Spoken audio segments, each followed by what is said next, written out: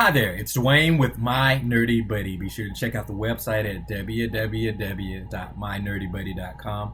Also, be sure to check out this channel weekly. I'm posting new videos every week. This week's video is going to be about the LG V30, and that's this one over here, versus the Nexus 6. Now, the Nexus 6 is a really old device, but if you check out the specs for it, it's still running one of the most recent versions of Android. It's still fairly competitive. And if you really want to know why I'm reviewing such an old phone versus the latest and greatest from LG, just kind of Google the history of the Nexus 6. It was a trailblazing phone, but let's jump right into the LG V30. So this is on T-Mobile's network. This is T-Mobile's retail version, and I've had this phone as a daily driver for 4 days now, and the battery life on it is spectacular. Let's go over some of the features here. One is this headphone jack.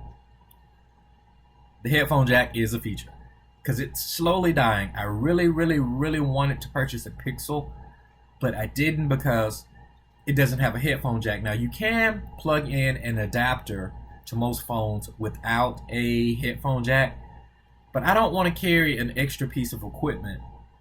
And then there's Bluetooth. Well, if you forget to charge your Bluetooth headset, you have to have a backup plan. Well, charge a Bluetooth headset. No, it doesn't work that way. If you're in the gym and you're in the middle of a workout, you want to keep that workout going, you can just pull out your headphones and just pop them in. The beautiful thing about the LG V30 headphone jack is it has a quad DAC processor, and basically what it does, when you plug your headphones in, the phone knows how hard to drive the speakers or earbuds or headphones to give you a top-notch sound. Another great thing about this phone is the battery life. I go through a full day of power use with this phone. That's viewing YouTube videos, that's viewing Netflix videos, that's playing games, that's texting, that's making phone calls, that's checking the news, that's on social media, and I've yet to run this phone completely low. And like I said, I am a power user, and that's impressive to me. The hardest thing about this phone to me to get used to is the fact that I don't have to top the battery off midday. And I've owned multiple smartphone devices and used them before, and generally with heavy use, around about 12 or 1 p.m. I'm reaching for a charger. Now, there is only one bottom firing speaker. That's the only thing that kind of breaks my heart because I had gotten spoiled by the Nexus front firing speakers here. It doesn't sound bad. The sound quality on it is good, especially for, a single speaker. But, I mean, you can't have it all, right? Another great thing about the LG V30 is it's pretty durable, at least by the standards that are reported by LG. It has a glass front and back. Also, it's water resistant, dust resistant, shock resistant, and military standard 810 certified, which is impressive, especially when you consider that this is Gorilla Glass front and back. One of the things I immediately noticed when I pulled this phone out of its box is it's very light, but it's sturdy. It's not hollow. It doesn't feel creaky. The build quality, there's really nothing to complain about with it. And with the fact that it's glass front and back and it's able to get these certifications for impact resistance, that's impressive to me. Having a light phone has another benefit.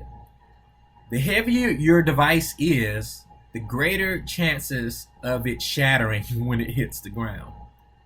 So I guess you can consider that a feature. Also, when you're in the gym working out, that extra bit of weight, it factors in, at least to me, especially if you're on the treadmill. The dimensions for this phone are just under 6 inches, but the screen is a full 6 inches. What kind of magic did they do to get that to work out that way? Okay, so they thinned out the bezels. Bezels here, you see how the bezels here are edge to edge. Now, I was a little bit leery about that because I've looked at other phones before with thin bezels, and there's a lot of bleed over on the edges. And I just couldn't get used to that. With LG, most of the bevel's work is kind of flat behind the glass, if that makes sense. The curvature is there, but it just doesn't interfere with the video, which is really neat. You have to experience it for yourself. The constant on feature, I thought this was going to be a battery drainer. It is not. Basically, when the phone goes to sleep or you lock it, you can set it to show a constant on feature. I've been using this for 4 days and have not noticed any impact on battery life. With previous phones, to get through the full day, I would immediately disable GPS when I did not need it, Wi-Fi when I did not need it, and Bluetooth just to get through a full day. With this device, I leave everything with the exception of Wi-Fi turned completely on, and it doesn't have an impact on the battery. I probably could get a day and a half or maybe 2 days out of this phone if I disabled GPS, Bluetooth, and Wi-Fi altogether. It's just really an awesome phone. I hope this review has been helpful to someone. The reason why I was comparing it to the Nexus 6, and if you've stuck with me this far, I'm going to keep going.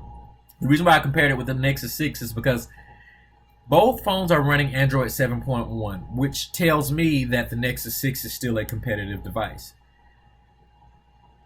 I just needed to upgrade because I wanted a camera upgrade, which this phone is great. It has the dual cameras. And I just wanted a smoother Android experience. As with anything, things wear out, and I've worn this phone out. I purchased it October 2014 when it released. It is now October 2017, so 3 years later we have this. Now, will this phone last me that many years? I don't know, but LG is really confident it comes with a 2-year guarantee, which says a lot to me.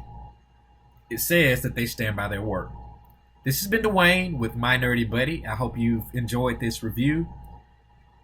Have a great day. Have a great night. Blessings.